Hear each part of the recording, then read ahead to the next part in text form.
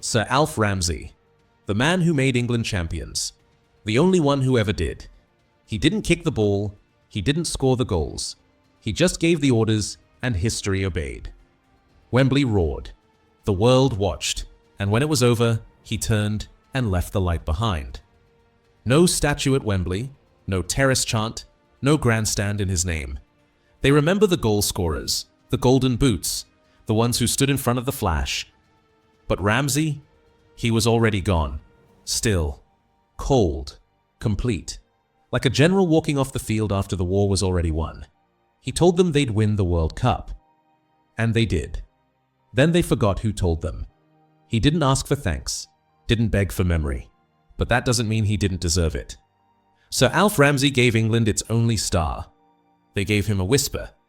Subscribe for the men who didn't need noise to earn respect. Because this isn't nostalgia. This is a reckoning.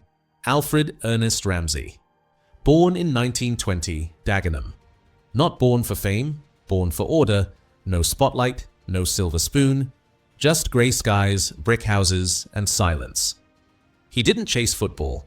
He approached it like he approached life, quiet, exact, without wasted motion. The war came, he served, and when he returned, he saw the pitch like a battlefield. Not chaos, not instinct, geometry, space, discipline. Southampton signed him in 1943. Tottenham took him in 1949. Right back, no frills, no noise, just presence. 226 league games, 32 England caps, 3 goals, never sent off, never out of place. Even then, they called him the General. Not for shouting, but for knowing, always knowing. He didn't play the game for glory, he played it to control it. And long before he wore a suit on the England bench, he was already managing from inside the match. He walked into Ipswich Town in 1955. No budget, no stars, no headlines, just mud, old boots, and a manager with war behind his eyes. He didn't give speeches, he gave orders, and men listened. Tactics over noise, discipline over flair, control over chaos. He didn't climb the ladder, he built one.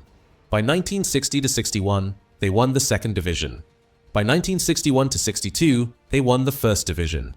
In just 8 years, he took Ipswich from obscurity to champions, winning 2 promotions and a league title with a squad of journeymen and no money to spend. Back to back, no miracles, just method. Not Busby, not Shankly, not Revie, Ramsey. With a team no one rated, in a town no one watched. He outthought them all. They called it luck. They called it boring. But luck doesn't climb 2 leagues and take the crown. That wasn't luck. That was Alf Ramsey. And the FA watched in silence. Because they already knew this man saw football differently. In 1963, England called. And the man from Dagenham walked into destiny. He said it before the tournament began. Not to reporters, not to the press, to his players, behind closed doors. We're going to win the World Cup. And when Alf Ramsey said it, he wasn't predicting, he was confirming.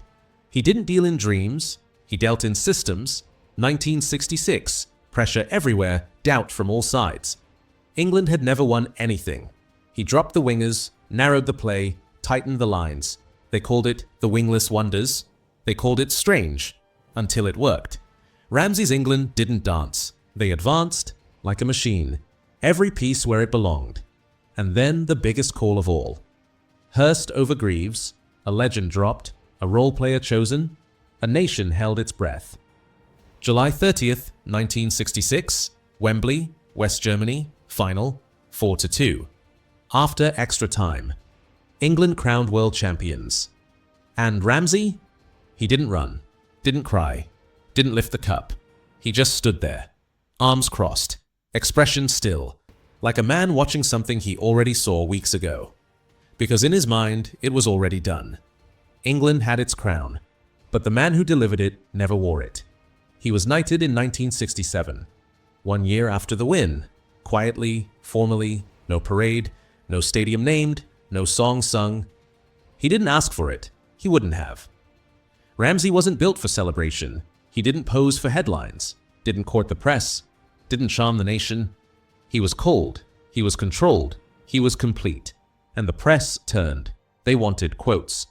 He gave silence. They wanted smiles. He gave plans. They called him rigid, distant, unsmiling. The press gave him a name, Dour Alf, cold, mechanical.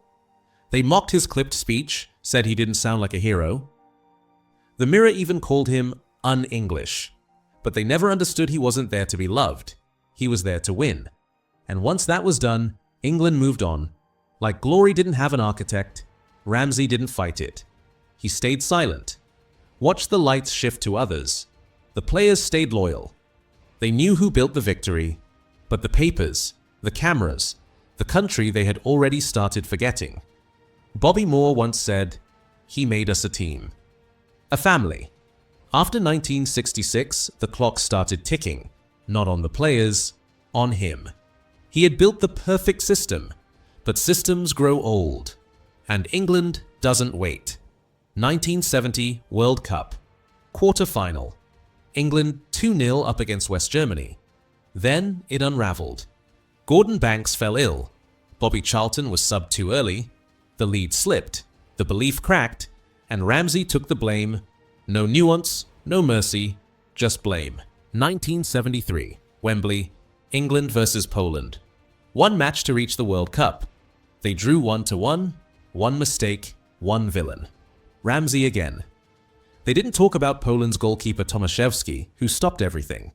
They talked about the man in the suit. One draw ended England's World Cup hopes and ended Ramsey's reign. 1974. The FA ended it. No tribute, no farewell, no thank you. They let the only man who made them champions walk out of the building like a footnote. He never managed again, not once. And England? It never came close to what he gave them. After the headlines stopped, he didn't chase them. He didn't write a book, didn't sit on panels, didn't beg for legacy. He just vanished. No offers, no return to football, no second chapter. The only man who made England champions was done, and nobody called him back. He watched from a distance as the country moved on from the man who once gave it everything. But it wasn't just the press or the fans or the FA that erased him. It was time. Alzheimer's came, slowly, brutally. It took his sharpness, then his language, then the game, then the memories, one by one. He died in 1999, at age 79. No national tribute, no state honor, no moment of silence at Wembley. The man who gave England its greatest night was gone, and most didn't even know it. No statue, stand, or echo at Wembley. They built tributes for others. Busby, Shankly, Charlton. Legends in bronze, legends on banners, legends in lights. Even managers who never won a World Cup stand taller in memory than the man who did. But Ramsey? Nothing. Not at the stadium where he conquered the world, not at the home of the crown he delivered. Bobby Moore stands in bronze at Wembley. Ramsey doesn't. They gave him one statue in Ipswich. Quiet, respectful, alone, outside the ground where he turned nobodies into champions before England ever called. But at Wembley, where the world watched him win it all, nothing. He didn't tell his story. So they stopped telling it for him. And in a world that worships noise, the man who chose silence was left behind. But facts don't fade, not if you speak them. He is the only man who made England champions. The only one who mapped it, promised it, delivered it.